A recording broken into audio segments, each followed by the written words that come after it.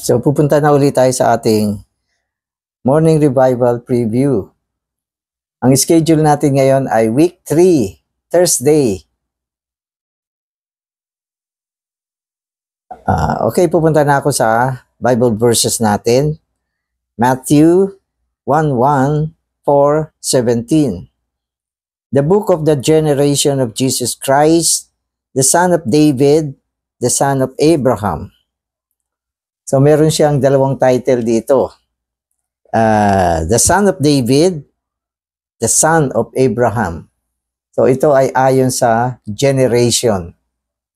So meron diyang 14 generation. Sa kabuuan, mula kay Abraham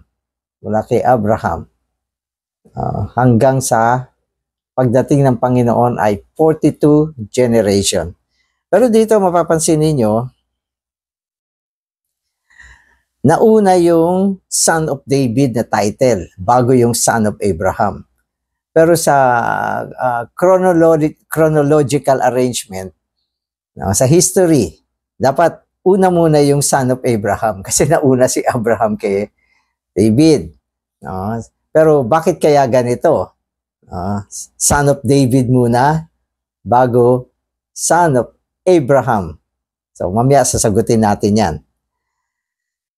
Sa 4:17, from that time, Jesus began to proclaim and to say, repent, for the kingdom of the heavens has drawn near.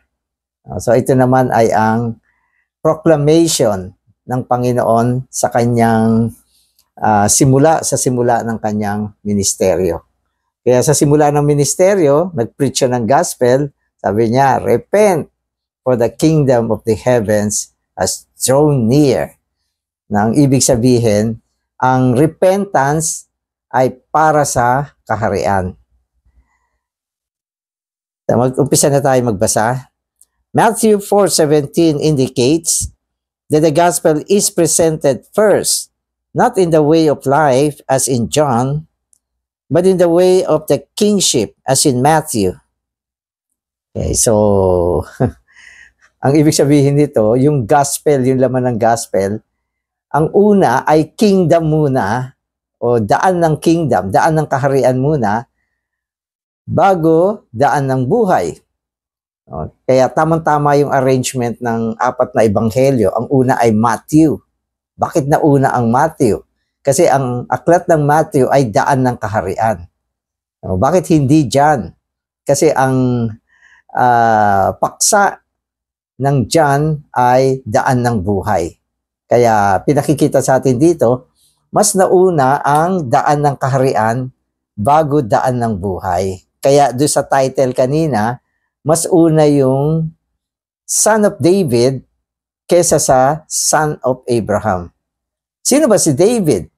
Si David ay ang makaharing lahi o angkan ni Kristo. Dahil siya ay anak ni David, siya ay hari. Dahil si David ay hari. So yun ang ibig sabihin, bakit mas nauna yung title na Son of David. Nang ibig sabihin, mas una muna ang kaharian o ang paghahari bago ang daan ng buhay. Ang mga ano kasi ito, yung mga bagong pahayag. Amen. The reason for this is that there is the need of a kingdom, a realm, a sphere for God to exercise Himself to give us His all-inclusive being. Okay, so sabi niya, bago niya ibigay yung nagpapaloob sa lahat ng espiritu, kailangan muna ang isang sphere or realm, kasaklawan ng kaharian bago maibigay itong all-inclusive life-giving spirit bilang pagpapala ng buhay. So, sa madaling salita, una muna yung kaharian. Yan ang unang daan ng kaharian. Daan ng hari. Daan ng paghahari muna bago daan ng buhay. Kaya ano muna? Son of David muna bago Son of Abraham. Yung son of Abraham, ang implication nito ay pagpapala. No, pagpapala. Pero bago dumating yung pagpapala, dapat may kaharian, mayroong paghahari. Yun yung sinasabi rito, pinapakita sa atin. Even in John, the Gospel of Life, we are told that if we are not regenerated, we cannot enter into the kingdom of God. There is the need of a kingdom so that God can exercise himself to dispense himself into us as our life blessing. Therefore, in the gospel, we receive Jesus Christ first, not as life, but as the King. Yun. Una muna, si Kristo bilang hari. No? Kasunod niyan, si Kristo bilang buhay. So, hindi pwedeng magkabaliktad. At yan ay ayon din sa sequence ng Ebanghelyo. Una muna yung Matthew. Na ang ibig sabihin, paghahari muna, kaharian muna, bago pagpapala ng buhay. Ito ang dahilan kung bakit nung nag-preach ang Panginoon sa umpisa pa lang, sabi niya, repent for the kingdom. Sapagat kung hindi dumating ang paghahari niya, hindi makakapasok ang daan ng buhay. So yun yung pinaka-emphasis dito. In Matthew, we have the King Savior. In Mark, the slave Savior. In Luke, the man Savior. And in John, the God Savior. If we do not repent and receive the Lord as a King Savior, we cannot have him as the slave Savior, the man Savior, and the God Savior. So meron siyang may order siya, hindi siya intermix. No? May order siya. Talagang dapat yung una muna, King Savior ang meron tayo. Bago natin matanggap yung mga sumusunod na Savior. Katulad ng man Savior, slave Savior, man Savior, God Savior. Bago dumating yung tatlong yun, dapat King Savior muna. Kaya tignan natin kung bakit, no? Marami pang explanation dito. We need to repent not only because we are sinful, but also because we are rebellious. We are even enemies of God. We need to repent of our rebellion. We sin because we are rebellious. If we did not rebel, we could not sin. Because we are rebels, we need to repent and receive Christ as our authority, as our sovereign King, that he may rule us and over us in God's kingdom.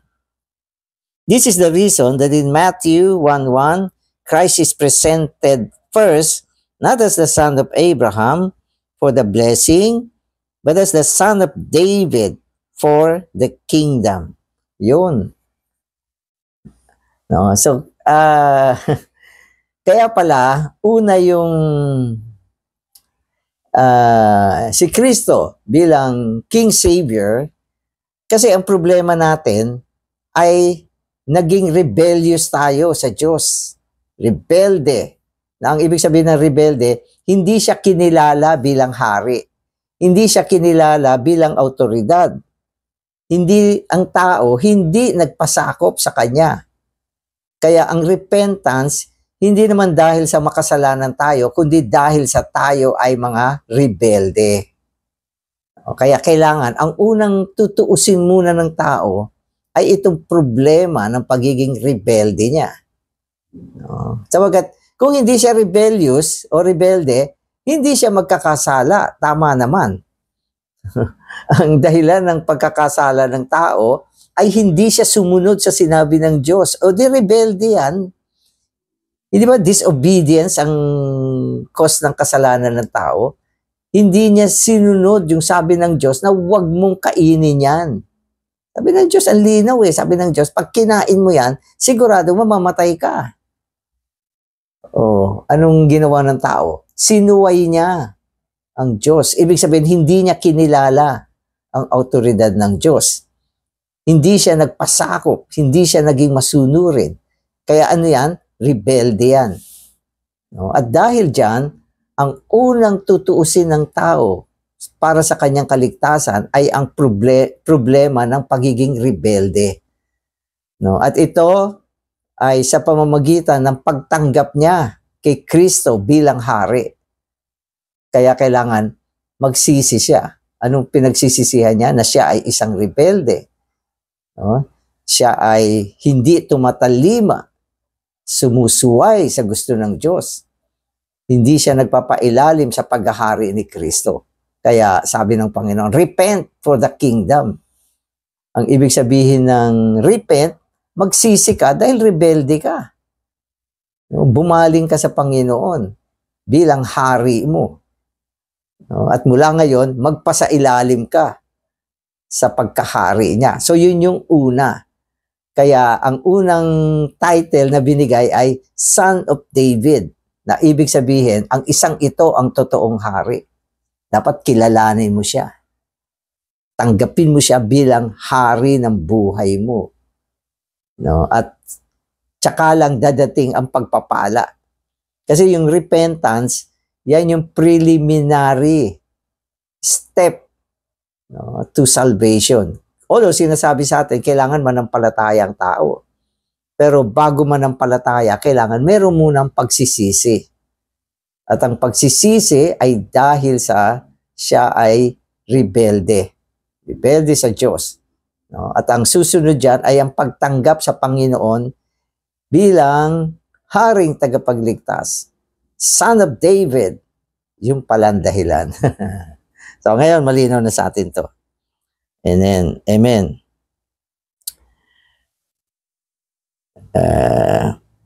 Okay, where am I? Amen. Once there is, okay, ito.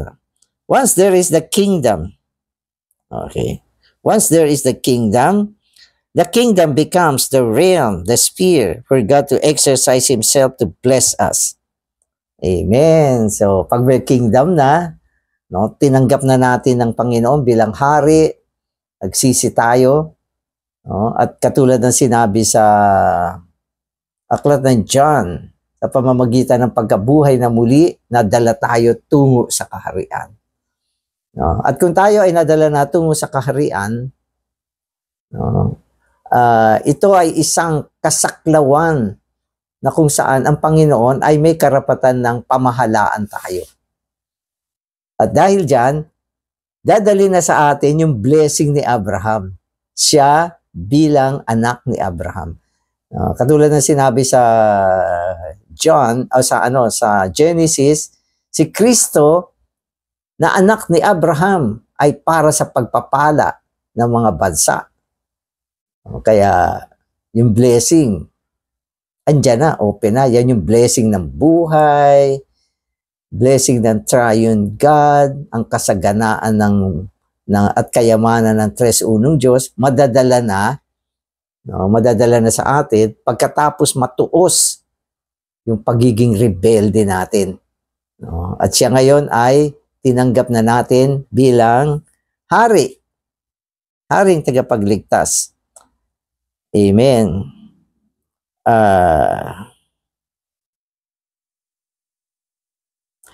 Once there is the kingdom, okay, okay, ito na.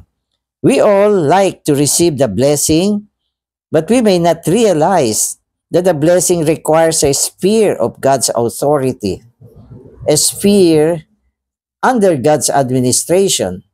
Without such a sphere, there is no way for God to come in to bless us. If we are not under God's administration, receiving Him as our sovereign, there is no way for Him to bless us. Therefore, in our experience, our Savior, Jesus Christ, must first be the Son of David for the kingdom, and then the Son of Abraham for the blessing. Amen. Kaya pala, yung nagdadala lagi ng blessing, ito ay yung ating pagiging nasa nagpapailalim sa autoridad ng Panginoon at sa kanyang administration. Dahil hindi naman sapat na tinanggap natin na siya ang ating hari, pero kailangan ito ay ibuhay natin. Magkaroon tayo ng isang pamumuhay na palaging nasa ilalim ng direksyon ng Panginoon. Kasi pag tayo ay namumuhay na hindi natin kinukuha si Kristo bilang hari, sinong hari? Di ikaw, tayo. So, walang blessing yan. Walang blessing. Kaya malinaw na ang pagpapala ni Kristo bilang anak ni Abraham ay kasunod ng sitwasyon na tayo ay nasa ilalim ng administrasyon ng Panginoon, ng kanyang kaharian. Kaya ito ay isang prinsipyo na bakit yung iba walang blessing. Totoo yan. Dito sa mundo, lahat ng mga rebelde sa Diyos, walang blessing. Kapag ikaw ay isang rebelde sa Diyos, wala kang blessing. Alam mo hindi lang naman yung diretsang sumasalungat sa Diyos. Tandaan natin, ang spiritual na mga bagay, may mga prinsipyo yan. Ang eklesiya, di ba? Meron niyang pagsasagawa na kailangan nandun tayo sa kaayusan. Pag wala tayo sa kaayusan, rebelde tayo. Kasi yan ay itinalaga ng Diyos sa ilalim ng kanyang administration. Diba? Kung ikaw ay naligtas, dapat ikaw ay nasa loob ng eklesiya lokal. Yan ay mga prinsipyo na itinalaga ng hari. Kung hindi ka nabubuhay sa eklesiya lokal mo, o di rebelde ka, salungat ka sa mga dibinong prinsipyo at kaayusan. Mahalaga to. Maging sa loob ng eklesiya. Diba? Meron tayo mga pagsasagawa na gusto ng Panginoon, gawin natin. Ang eklesiya ay maayos. Ang Diyos natin ay Diyos ng kaayusan. Ang mga sumasalungat sa mga kaayusan na tinatag ng Diyos dito sa lupa ay mga rebelde. Diba? Kaya mag-ingat tayo sa mga ganyang bagay. At isa pa, ang hari natin, nagpapahid sa loob natin. Mga bagay na iniaatas niya na gusto niyang gawin natin bilang kalooban ng Ama. Pag hindi natin yung ginagawa, tayo ay isang rebelde. Kaya dyan bumagsak si Haring Saul. Hindi niya sinunod yung sinabi ng Diyos. So alam niyo ba yon? Sabi ng Diyos, yung mga kalaban niya, patayin niya lahat. Wala siya ititira. Pero hindi niya sinunod. Yung mga hayop, hindi niya pinatay. Yung hari, hindi niya pinatay. Yung mga magagandang klaseng tao, hindi niya pinatay. Sabi niya, gawin na lang alipin yan. Yung mga hayop, gawin na lang sacrifice sa Diyos. Hindi niya ginawa kung ano yung sinabi ng Diyos. Kaya sabi ni Propeta Nathan, obedience is better than sacrifice. Kaya ang pinakamataas na kagalingan ay ang obedient. Obedient. Misa sa church, nagkakagulo. Maraming bulong-bulong. Ito ay mga expression ng disobedient. Bakit ka nagbubulong? Bakit ka umaangal?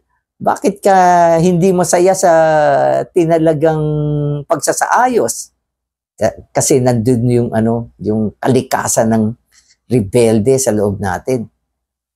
Kaya mag-ingat tayo sa mga ganyang bagay.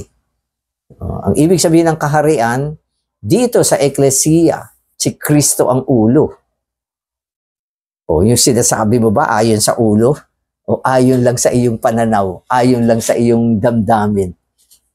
Maging mga maliliit na bagay. Kaya gusto ng Panginoon bawiin ang obedient ng tao. Kaya anak muna ni David, hari muna, siya ang hari. Siya ang isa na may say Lahat tayo, amen. Kaya blessed yung mga tao na palagi nag-amen. Kesa doon sa mga tao na mareklamo at mahilig mag-express ng mga opinion. Amen. So, kala natin madali ito. Pero kailangan maingat tayo sa mga bagay na ito. Amen.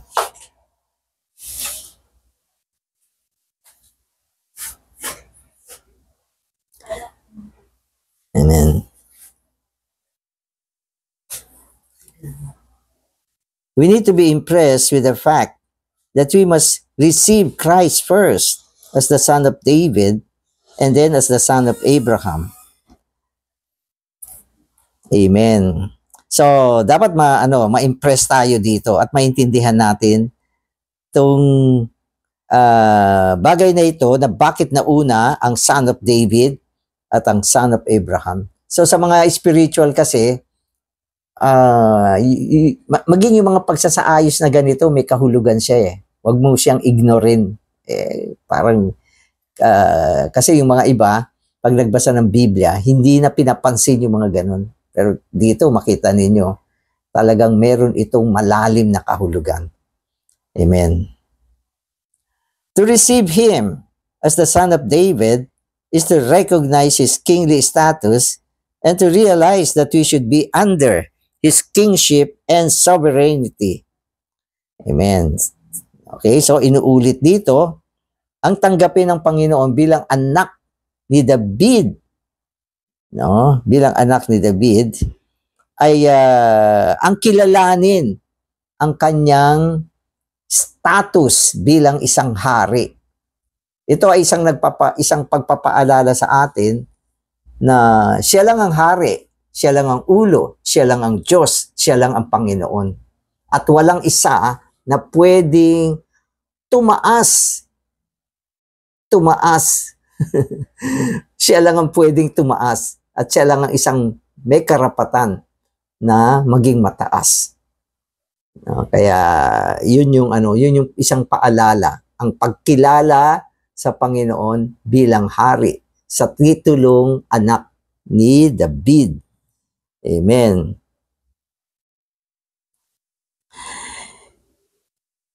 He comes to us not merely as the Savior, but as the King Savior. If He is not the King to us, He cannot be our Savior. If we are not under His authority, His administration, we cannot be saved. Salvation comes to us under His administration, under His kingship. If we say, "Oh Lord Jesus, I take you as my King," we will be saved to the uttermost. So, siguro madalas dapat sinasabi natin yan. Panginoon, Ikaw ang aking ulo, Ikaw ang aking hari, Ikaw ang aking Panginoon. Ako ay susunod lang sa iyo.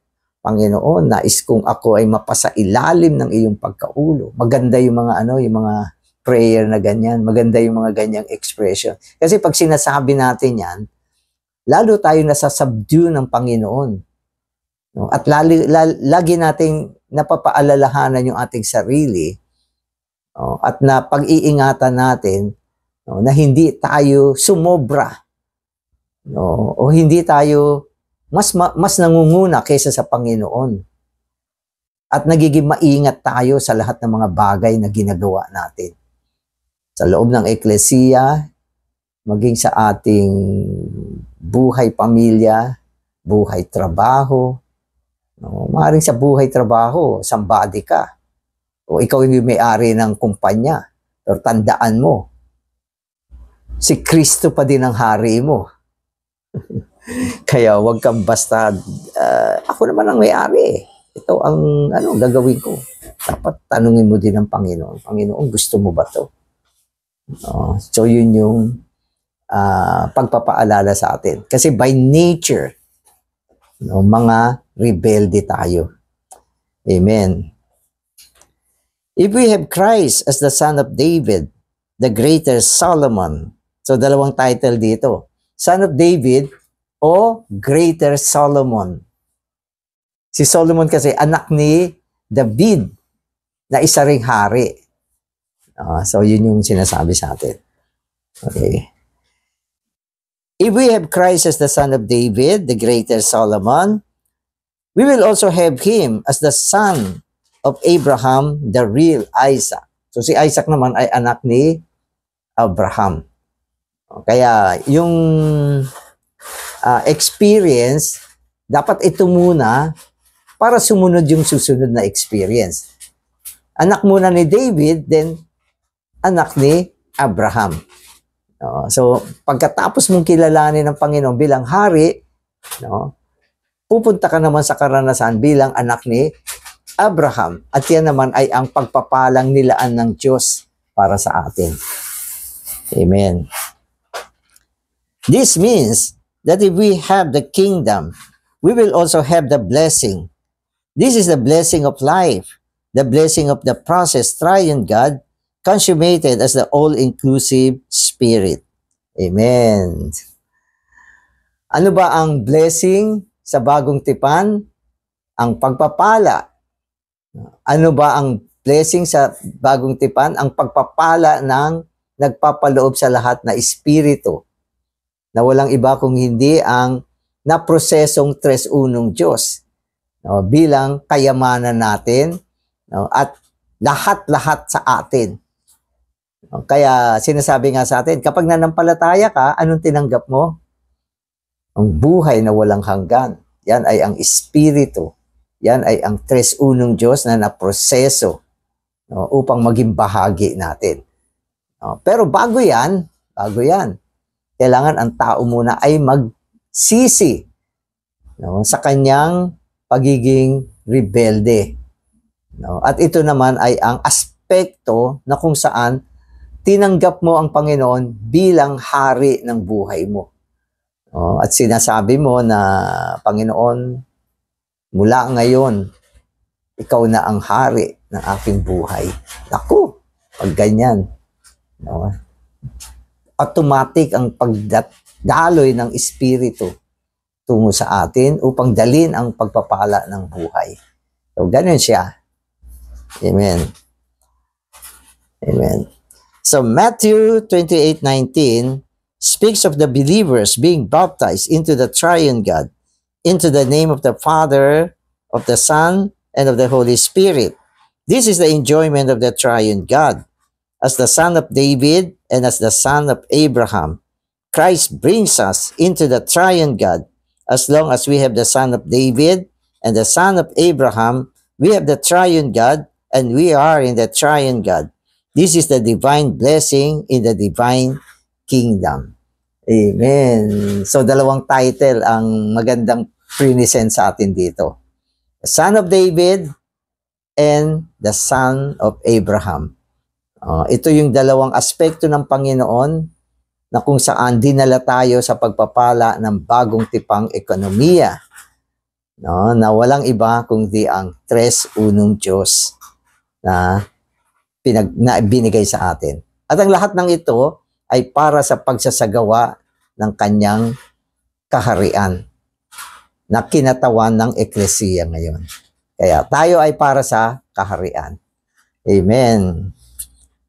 Amen. So, salamat Panginoon sa mga liwanag na binigay mo sa amin.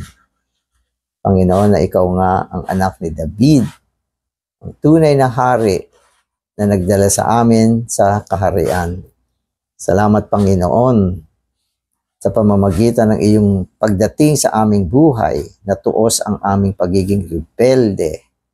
Hindi lang makasalanan kundi rebelde, mga taong sumusway, mga taong sumasalungat. Subalit sa pamamagitan mo, Panginoon, kaming lahat ay nasubdue at napasa ilalim sa iyong kapangyarihan at autoridad at nadala sa kaharian ng Diyos. At dahil dito natanggap din namin ang pagpapala mo bilang anak ni Abraham. At dito ang pagpapala ng buhay, pagpapala ng Espiritu ng tres unong Diyos. Amen. Amen.